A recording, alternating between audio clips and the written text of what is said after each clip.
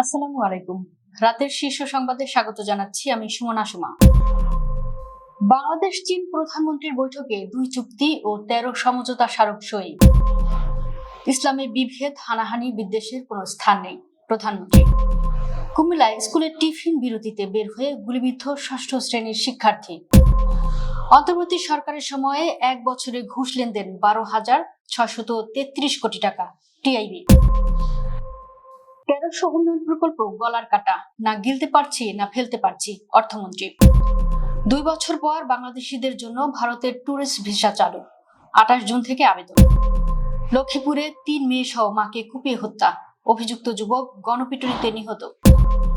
তেলবাহী লরিতে GPS সংযোগে টাকা না দেওয়ার সিদ্ধান্ত মালিক সমিতির।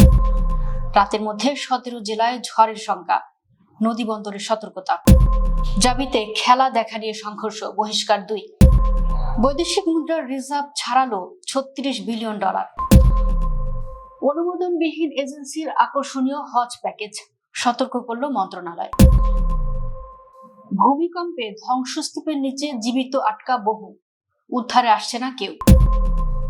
শুনছিলেন শিরোনাম, এবার বিস্তারিত। চীনের প্রধানমন্ত্রী লি কিয়াও এর সঙ্গে বৈঠক করেছেন প্রধানমন্ত্রী তারেক রহমান। বৈঠক শেষে দুদেশের মধ্যে বিভিন্ন ক্ষেত্রে সহযোগিতা বিষয়ক 2টি চুক্তি ও 13টি সমঝোতা স্মারক সই হয়। বৃহস্পতিবার স্থানীয় সময় বিকেল 5টায় রাষ্ট্রীয় অতিথি ভবন থেকে মোটর শোভাযাত্রা সহকারে তারেক রহমান চীনের বেইজিং এর ঐতিহাসিক গেট অফ পিপলে পৌঁছালে চীনের প্রধানমন্ত্রী তাকে স্বাগত জানান। তারেক রহমানকে লাল গালিচা দিয়ে অভিবাদন মঞ্চে নিয়ে যান লি কিয়াং। সশস্ত্র সালাম দেয় চীনের সশস্ত্র বাহিনীর সুসজ্জিত একটি চৌকস দল। এ সময় দুদেশের জাতীয় সঙ্গীত বাজানো হয়। তোপধ্বনি দেওয়া হয় প্রধানমন্ত্রী তারেক রহমানকে অভিবাদন জানিয়ে। পরে 2 প্রধানমন্ত্রী সশস্ত্র বাহিনীর প্যারেড পরিদর্শন করেন। বৈঠক শেষে 2 প্রধানমন্ত্রীর উপস্থিতিতে বাংলাদেশ ও চীনের মধ্যে বিভিন্ন ক্ষেত্রে সহযোগিতা বিষয়ক 2টি চুক্তি ও 13টি সমঝোতা স্মারক সই হয়। প্রধানমন্ত্রী তারেক রহমান বলেছেন, ইসলামে বিভেদ, হানাহানি, বিদ্বেষ কিংবা সামাজিক বৈরতার কোনো স্থান নেই। তিনি বলেন, পবিত্র আশুরা আমাদের স্মরণ করিয়ে দেয় যে ইসলামের মূল শিক্ষা শান্তি, ন্যায়, সহমর্মিতা ও মানব কল্যাণের উপর প্রতিষ্ঠিত। ইসলামে বিভেদ, হানাহানি, বিদ্বেষ কিংবা সামাজিক বৈরিতার কোনো স্থান নেই। তাই আশুরার মহান শিক্ষা থেকে অনুপ্রাণিত হয়ে আসুন আমরা সমাজের সম্প্রীতি, পারস্পরিক শ্রদ্ধাবোধ, সহনশীলতা ও ভ্রাতৃত্ববোধ আরো সুদৃঢ় করি। একটি ন্যায়ভিত্তিক, শান্তিপূর্ণ ও সমাজ কল্যাণমুখী সমাজ গঠনে নিজেদের আরো নিবেদিত করি। আগামীকাল শুক্রবার পবিত্র আশুরা উপলক্ষে আজ বৃহস্পতিবার দেওয়া এক বাণীতে প্রধানমন্ত্রী একথা বলেন। তারেক রহমান বলেন, হিজরি সনের প্রথম মাস মুহররমের 10 তারিখে পালিত হয় পবিত্র আশুরা। ইসলামের ইতিহাসে এটি এক অনন্য তাৎপর্যপূর্ণ দিন। এটি শুধু শোক ও স্মরণে সীমাবদ্ধ নয়, বরং সত্য, ন্যায়, ধৈর্য, ত্যাগ ও নৈতিক দৃঢ়তার চিরন্তন শিক্ষা ধারণ করে। স্কুলের টিফিন বিরতিতে খাবার কিনতে বের হয়েছিল 6ষ্ঠ শ্রেণীর শিক্ষার্থী ইথান আহমেদ, কিন্তু কয়েক মিনিটের মধ্যেই তার জীবনে নেমে আসে ভয়াবহ বিপর্যয়। কুমিল্লা নগরীর কাটাবিল এলাকায় 2 গ্রুপের সংঘর্ষ ও গুলিবর্ষণের মধ্যে পড়ে পিঠে গুলিবিদ্ধ হয় সে। গুরুতর আহত অবস্থায় তাকে কুমিল্লা মেডিকেল কলেজ হাসপাতালে এবং পরে উন্নত চিকিৎসার জন্য ঢাকায় পাঠানো হয়েছে। বৃহস্পতিবার দুপুরে কুমিল্লা নগরীর কাটাবিল রফিকুদ্দিন মেমোরিয়াল উচ্চ বিদ্যালয়ের সামনে এ ঘটনা ঘটে। গুলিবিদ্ধ ইথান ওই বিদ্যালয়ের 6ষ্ঠ শ্রেণীর শিক্ষার্থী। স্থানীয় সূত্রে জানা যায়, মাদক ব্যবসা ওই এলাকায় আধিপত্য বিস্তারকে কেন্দ্র করে দীর্ঘদিন ধরে বিরোধে জড়িয়ে রয়েছে 2টি পক্ষ। বুধবার রাত থেকে উত্তেজনা শুরু হয়, দফায় দফায় সংঘর্ষে রূপ নেয়। এ সময় এলাকায় একাধিক ককটেল বিস্ফোরণের ঘটনা ঘটে। পরিস্থিতি নিয়ন্ত্রণে আনতে রাতে পুলিশ মোতায়েন করা হয়। ডক্টর ইউনূসের নেতৃত্বাধীন অন্তর্বর্তীকালীন সরকারের সময়ে দেশের বিভিন্ন সরকারি ও আধা সরকারি সেবা খাতে 1 বছরে মোট 12,633 কোটি টাকা ঘুষ লেনদেন হয়েছে বলে জানিয়েছে ট্রান্সপারেন্সি ইন্টারন্যাশনাল বাংলাদেশ। 2024 সালের নভেম্বর থেকে 2025 সালের অক্টোবর পর্যন্ত সময়ে এই বিপুল পরিমাণ অর্থ ঘুষ হিসেবে দেওয়া হয়েছে। বৃহস্পতিবার রাজধানীর ধানমন্ডিতে টিআইবি কার্যালয়ে আয়োজিত এক সংবাদ সম্মেলনে সেবা খাতে দুর্নীতি জাতীয় খানা জরিপ 2025 শীর্ষক প্রতিবেদনের ফলাফল প্রকাশকালে এ তথ্য জানানো হয়। টিআইবির মতে, অন্তর্বর্তী সরকারের সময়কার সেবা খাতের দুর্নীতির চিত্র বিশ্লেষণ করে পরিচালিত এক খানা জরিপে এই তথ্য উঠে এসেছে। বিগত সময়ে নেওয়া 1300 উন্নয়ন প্রকল্প বর্তমান সরকারের জন্য বড় বোঝা হয়ে দাঁড়িয়েছে বলে মন্তব্য করেছেন অর্থমন্ত্রী আমির খসরু মাহমুদ চৌধুরী। বৃহস্পতিবার দুপুরে রাজধানীতে ডিবেটিং বাজেট অ্যান্ড বিয়ন্ড শীর্ষক এক সেমিনারে তিনি একথা বলেন। অর্থমন্ত্রী বলেন, দায়িত্ব নেওয়ার পর সরকার 1300 উন্নয়ন প্রকল্পের উত্তরাধিকার পেয়েছে, যা এখন বাস্তবায়ন ও ব্যবস্থাপনার ক্ষেত্রে বড় চাপ তৈরি করছে। তার ভাষায়, না গিলতে পারছি না ফেলতে পারছি, এসব প্রকল্প এখন গলার কাটা হয়ে দাঁড়িয়েছে। তিনি জানান, এসব প্রকল্প পুনর্মূল্যায়ন করা হচ্ছে এবং কার্যকর ব্যবস্থাপনার জন্য ডিরেগুলেশনের পথে যাচ্ছে সরকার। পাশাপাশি সব প্রকল্প আরো কার্যকরভাবে মনিটর করার পরিকল্পনাও রয়েছে। বাংলাদেশের জন্য প্রায় 2 বছর পর আবারও ট্যুরিস্ট ভিসা চালু করল ভারত। 28 জুন থেকে আবেদন করা যাবে। বৃহস্পতিবার ঢাকার ভারতীয় ভিসা আবেদন কেন্দ্র পরিদর্শন শেষে সাংবাদিকদের এ তথ্য জানান ঢাকায় নিযুক্ত ভারতের নতুন হাই কমিশনার দীনেশ ত্রিবেদী। 2024 সালের 5 আগস্ট আওয়ামী লীগ সরকারের পতনের পর থেকে প্রায় 2 বছর বাংলাদেশিদের জন্য ট্যুরিস্ট ভিসা বন্ধ রেখেছিল ভারত। লক্ষ্মীপুরে 3 মেয়ে সহ মাকে কুপিয়ে হত্যা করা হয়েছে। অন্যদিকে আহত অবস্থায় সবাইকে উদ্ধার করে উপজেলা স্বাস্থ্য কমপ্লেক্সে নিলে চিকিৎসকরা শাহিনুর, তার মেয়ে সাইমা ও শিফাকে মৃত ঘোষণা করেন। আশঙ্কাজনক অবস্থায় ঢাকায় নেওয়ার পথে তার মেজো মেয়ে ইকরাও বিকেলে মারা যায়।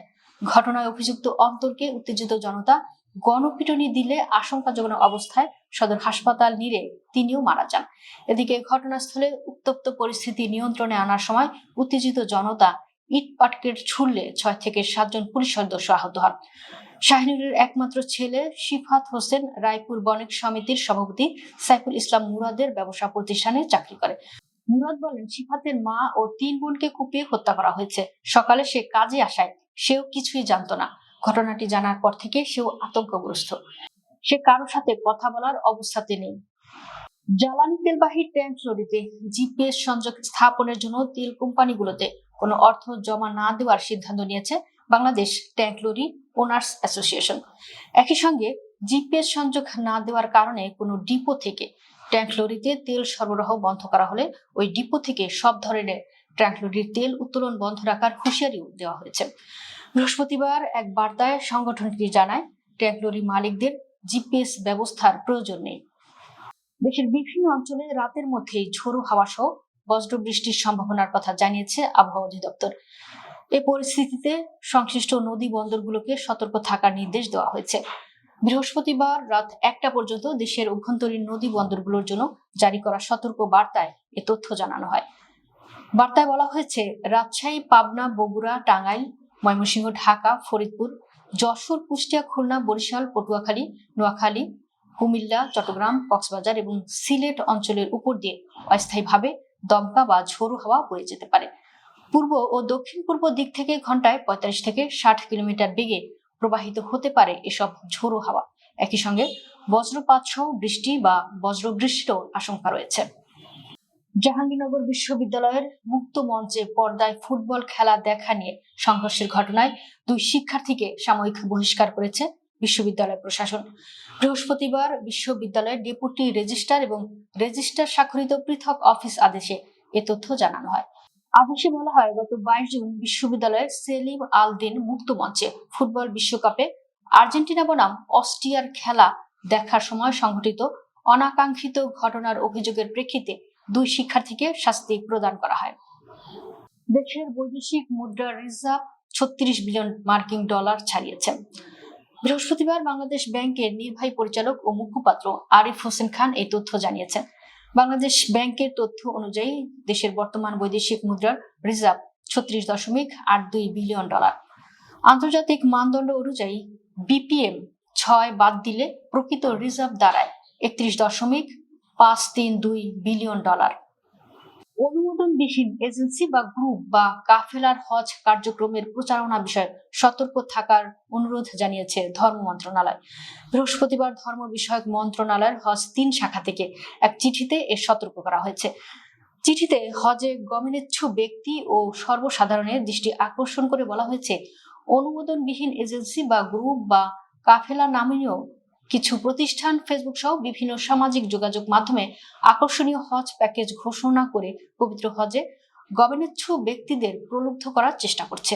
প্রকৃতপক্ষে সরকার অননুমোদিত বৈধ লাইসেন্সধারী ও তালিকাভুক্ত যোগ্য হজ এজেন্সি ব্যতীত অন্য কোনো এজেন্সি বা এজেন্ট বা গ্রুপ বা কাফেলার হজ কার্যক্রম পরিচালনার সুযোগ নেই এবং তাদের মাধ্যমে হজ গমন সম্ভব নয়।